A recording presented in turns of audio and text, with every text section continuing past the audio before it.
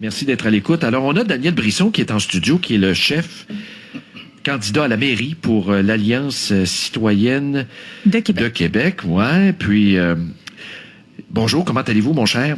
Oui, bonjour, ça va bien, vous? Ben oui, oui, ça va bien. On s'était déjà parlé par téléphone, justement. Ouais, ça fait un petit bout. Il me semble que c'était avant même que la campagne commence. Là, ça faisait longtemps. Vous veniez d'annoncer votre parti, me semble-t-il. Oui. Bon, là, racontez-nous un peu. Là, vous êtes un parti politique, les candidatures, comment ça s'enligne, tout le monde est choisi, comment ça roule? Ah ben là, maintenant, évidemment, la campagne est démarrée. Oui. Alors, il y a un candidat à la mairie et 13 candidats conseillers dans les quartiers. Donc, nous n'avons pas 21 candidats. OK. Ceci dit, nous sommes suffisants pour être majoritaires. Alors, c'est déjà bien. OK. Puis c'est vous le candidat à la mairie, là? Tout à fait. OK. Là, ça va être quoi vos promesses phares? Là? Tu sais, chez certains candidats, on peut voir des tangentes qui se dégagent. Là, par exemple, Québec 21, ils misent beaucoup sur l'automobile, puis le transport en commun, ça semble être une obsession, puis les dépenses, puis... Bon, vous, c'est quoi? Ben, Vos dadas, là. Oui. Tout d'abord, contrairement à Québec 21, nous n'avons pas reculé, je tiens à rassurer les commerçants que nous avons rencontrés. Nous ne reculons pas, contrairement à Québec 21, sur la baisse des taxes aux commerçants. Ça fait partie de nos 5 points majeurs. Okay. Nous dites non. OK, vous les baissez de combien? Est-ce que vous avez établi un chiffre ou... le chiffre final n'est pas dévoilé, mais ce que je peux vous dire d'abord, c'est le 1,78 qui avait été évalué par la Ville au taux de l'inflation. Oui. On veut l'enlever. OK, donc il n'y aura pas nécessairement d'augmentation annuelle sur l'inflation. Non, mais je l'enlève parce qu'elle est déjà prévue, en fait. Donc, eux, actuellement, dans le prochain budget, il y a une augmentation de prévue pour eux de 1,78. On veut l'enlever, celle-là. OK. Première chose, et ensuite, on va établir le chiffre. On avait évalué des différents scénarios. Donc, on va regarder ça, mais on va baisser parce qu'on a besoin d'un petit électrochoc là-dessus. OK. Quand vous dites sur votre site « Abolition de la taxe de bienvenue », oui. ça veut dire que vous allez faire ça comment? Dans quelle mécanique vous allez faire ça? Parce que la taxe de bienvenue, c'est ce qu'on paie. C'est un montant forfaitaire qu'on paie quand on achète. Hein? On fait l'acquisition d'une propriété puis on fait un chèque à la ville. Là, les droits de mutation qu'on appelle. Exactement. C'est un dossier provincial, on le rappelle aux gens. Oui. Nous sommes parfaitement conscients de ça. OK. Alors, la taxe se calcule soit sur le plus haut des deux montants, le prix de vente. Ou Oui, non, mais ça, on s'embarque pas dans la mécanique. Tout le monde va changer de poste. Mais non, mais ça va se faire en gros, c'est que les gens vont payer, mais on va refaire, la Ville va refaire la remise de la taxe, moins les vrais frais de mutation quelque part. Il y a des frais administratifs, mais c'est pas vrai qu'un frais administratif, ça coûte 3 000 $ aussi élevé. Ben non, ça n'a pas d'allure. Et ensuite, il y aura des démarches demandant au gouvernement de cesser ça. OK, mais ma question, c'est est-ce que vous allez renvoyer un chèque aux citoyens? Oui. OK. Ça, cet remboursement-là, qui sera pas complet. Comme vous le dites, on va charger les vrais frais réels là, de ce que c'est en cours à la municipalité, de changer ça dans nos systèmes, le nouveau propriétaire, le nom, puis le temps que ça prend. Mais c'est pas 3 000. Non, c'est pas 3 000 que ça coûte dans la vraie vie. Mais ça, vous renvoyez ça. Ça vaut combien, cette mesure-là? On l'a pas évalué exactement. Mais comment vous faites? Non, mais ça, c'est bon, ça. Donc, vous êtes en train de me dire, on enlève ça. Là, on vous demande, mais cette mesure-là, vous privez la ville d'un revenu, c'est combien? On le sait pas. On va le vérifier, puis on va le détailler exactement quand même. La mécanique exacte, on va la dévoiler. Non, je parle pas de la mécanique, là, je parle, votre mesure coûte combien? Ben, je peux pas l'évaluer, savez-vous pourquoi? Parce que les frais administratifs, vous ne savez pas encore on ne sait pas encore exactement, et je veux une évaluation, combien ça coûte relocaliser. Il va y avoir un coût. Mais dans la vraie vie, moi, je l'ai fait, le droit de mutation, là, on faisait ça à chaque année, régulièrement, pendant l'année. Bon, on change dans le système informatique. Admettons, c'était une affaire de 15 minutes, même si ça coûtait 100 $, là. Tout est partout. Mais votre mesure phare, là, elle a un coût, là, vous rendez compte que vous privez la ville d'un revenu, alors vous allez prendre l'argent ailleurs ou vous coupez simplement? Là, vous parlez plus de couper des dépenses, vous parlez de couper des revenus.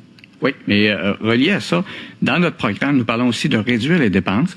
Nous parlons de revoir la façon dont les appels d'offres sont faits. Alors, on veut aller chercher beaucoup d'économies en millions de dollars dans plusieurs secteurs, que ce soit culturel, que ce soit pour les infrastructures. Donnez un exemple là, pour qu'on puisse... un exemple, la Bibliothèque de Québec. Oui, Bibliothèque Gabriel Roy? Oui, tout à fait. Les réfections. Ben oui, moi, je suis d'accord avec ça, mais encore là, le montant a été budgété avant le concours d'offres aux architectes.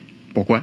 Alors, ça, c'est un exemple. L'amphithéâtre, mais attention, le coût a été évalué avant. Non, mais qu'est-ce que vous proposez de changer? Là, on sait que ça va coûter à peu près 40 millions. Mais qu'est-ce qui vous dit ça? Pourquoi est-ce qu'on parce qu'on a fait une analyse de coût avant de lancer le projet. C'est pour ça que je vous posais votre question là, de la taxe de bienvenue. Ça va coûter combien? Vous dites, vous ne le savez pas. Quand le maire Labombe, avec sa gang, décide, on refait Gabriel Leroy, avant de dire on refait, puis on lance ça au conseil, on fait évaluer les coûts. Alors on pense, après étude avec les experts, ça va coûter 40 millions. Ça, vous voudriez qu'on garde ça secret? Non, on veut un appel d'offres ouvert, justement. C'est ouvert, un appel d'offres. C'est toujours une évaluation. C'est pas un appel d'offres sur invitation. Le rendu à des coûts comme ça, c'est public. C'est un appel d'offres public. Le coût, l'étude, justement, que vous avez parlé. Oui. On veut les détails précis, un appel d'offres à grandeur de plusieurs entreprises pour le faire avant de déterminer avant de lancer le coût du concours, par exemple. Alors, c'est toute cette façon-là qu'on veut revoir, cette petite mécanique-là. On a plusieurs exemples qu'on a vus au Conseil de ville qui ont été votés à l'unanimité par, justement, l'opposition. Alors, qu'est-ce que vous voulez dire? Voter à l'unanimité par l'opposition, Mme Guérette? Oui, c'est elle qui était là. Qui était d'accord avec M. le maire, admettons. C'est ça. Puis on va tous dans le même sens. Ça, vous dénoncez ça. Donc, l'unanimité d'un conseil, il faut pas que ça arrive trop souvent, là. Ben, je dis pas il n'aura jamais, mais de voir ça aussi fréquent que ça, puis on l'a vu dans les 4 derniers conseils, tout ce qu'on a ramassé, et c'était l'unanimité sur des coûts de dépenses qui a été mis sur des coûts d'emprunt automatiques. Non, mais attention, dans le domaine municipal, vous êtes au courant qu'il faut faire ce qu'on appelle un plan triennal d'immobilisation. Alors, si on a un projet qui s'en vient, il faut le mettre au plan et la loi nous oblige à le chiffrer. Il faut mettre un chiffre. Ça ne peut pas être n'importe quoi. Non, ça ne peut pas être n'importe quoi, mais on va avoir les vrais coûts estimés le plus possible. Et s'il faut avoir des vrais coûts estimés par appel d'offres général, on va le faire. C'est ce que je veux. Et un autre exemple. Dans la campagne actuelle, M. Labo m'a parlé de refaire deux terrains de baseball. Parfait, je suis d'accord. Oui. Il veut pas dire le coût en campagne. J'ai dit, il va le faire après. Pourquoi pas un appel d'offres ouvert tout de suite? Comment ça pourrait coûter? Quelle compagnie serait disponible, par exemple, pour offrir ce service? Alors, c'est un exemple. Vous, là, vous allez voir peut-être apparaître un cadre financier à un moment donné dans la campagne. Quand on aura le cadre financier des partis, comme le vôtre aussi, là, on pourra dire, au plan des IMO, là, l'an 2, là, on voit qu'il y a ça. Est-ce que c'est les terrains de basketball? Comment ça va coûter? Je pense qu'on va avoir plus de jus au fur et à mesure que la campagne va arriver, là. Oui. Ouais. OK. À part ça, dans votre plateforme, avec 13 candidats, vous identifiez un peu à gauche, à droite, dans le milieu. On a vu Québec 21 semble plus être à droite comme parti politique. C'est plus collé sur la CAQ, là, puis ces affaires-là. Vous vous situez où sur l'échiquier politique? Plus à droite aussi. Mais on garde nos convictions, par contre. Donc, on ne change pas notre portée en cours de campagne pour dire finalement, on le fera pas. L'exemple des taxes aux commerçants est le meilleur exemple. Et je connais personnellement des candidats de l'équipe de Québec 21 qui ont fait du porte-à-porte en disant votez pour le changement, nous on va baisser les taxes des citoyens et des entreprises. Alors ils ont fait le porte-à-porte comme ça. Je suis sûr qu'hier il y a beaucoup de candidats qui n'étaient pas contents de ça. OK. Mais quand vous parlez de diminuer les dépenses, parce que Québec 21 aussi l'a dit, nous autres, on va s'attaquer à la colonne des dépenses. Donnez-moi des exemples de dépenses où on pourrait couper, là, ou éliminer carrément. Comme j'ai dit, d'abord, on mise beaucoup sur les appels d'offres. Non, je sais, mais à part ça, des exemples concrets. Allez-vous couper dans certains services que vous jugez inutiles, par exemple? Ça pourrait définitivement arriver. C'est qu'on veut tout réviser d'abord. On veut réviser les processus de plusieurs systèmes aussi pour économiser des coûts. La Ville a déjà entrepris ces démarches-là, ceci dit, mais on veut poursuivre beaucoup plus loin que ça. Un exemple aussi, l'animation culturelle, sociale et touristique, il y a un budget pour ça. Oui. Mais est-ce que c'est le rôle absolument de la Ville de le faire? OK, vous mettez ça un peu en cause comme M. Gosselin, là. Oui, je le remets en cause, mais des projets. Oui, mais ce qu'on veut, c'est un appel d'offres, pas un appel d'offres, excusez-moi, mais c'est un appel aux commerçants et aux grandes entreprises de Québec de participer aussi à la vie mais quand M. Julien vient sur nos ondes, il y a 2 jours, je crois, pour nous dire que presque même 70% de la contribution aux grands événements, ça vient du privé. Vous en voulez plus que ça? Oui, puis il y a pas de... Et pour moi, si on revient sur l'exemple de la bibliothèque, 32,6 millions assumés par la Ville, pourquoi il n'y aurait pas eu des commandites, par exemple, d'entreprises? Vous comprenez le principe? OK, il y a moyen d'aller plus loin. On pourrait avoir la bibliothèque Gabriel Leroy - Pepsi Cola. Je mettrais pas je garderais le nom quand même. Mais référence culturelle, mais vous comprenez, parce qu'il pourrait avoir... Monsieur Brisson, là, si une compagnie fait un chèque, elle veut son nom sur le building, là, 20 Vidéotron fait ça. Là. Imaginez donc, on a payé de notre poche, Monsieur Brisson, provincial, municipal, puis c'est le centre Vidéotron. Oui. Il faut le faire quand même. Hein? Ça, c'est l'entente de l'ancien qui est déficitaire. Mais pensez pas, Gabriel Leroy, là, le gars qui décide de faire un chèque, là, mettons M. Simons, qui aime beaucoup la culture. Dis-moi, Gabriel Leroy, je suis prêt à mettre 1 million au BAT, mais il va falloir que ça s'appelle la bibliothèque Gabriel Leroy Maison Simons. Non, pas du tout. Moi, donc, j'ai vu dans un hôpital à Québec, par exemple, le Jeffrey, pour ceux qui le connaissent, il y avait une belle plaque murale à l'intérieur où on voyait les noms des donateurs principaux, les plus importants. Il peut y avoir une plaque à l'extérieur, donc vous comprenez ce que je veux dire? Il y a moyen de faire des choses autrement, puis c'est ce qu'on propose entre autres. Mais dans votre histoire d'autobus, moi, je trouvais ça le fun. Vous proposez un projet pilote d'1 an avec la RTC. Parlez-nous donc de ça. Oui.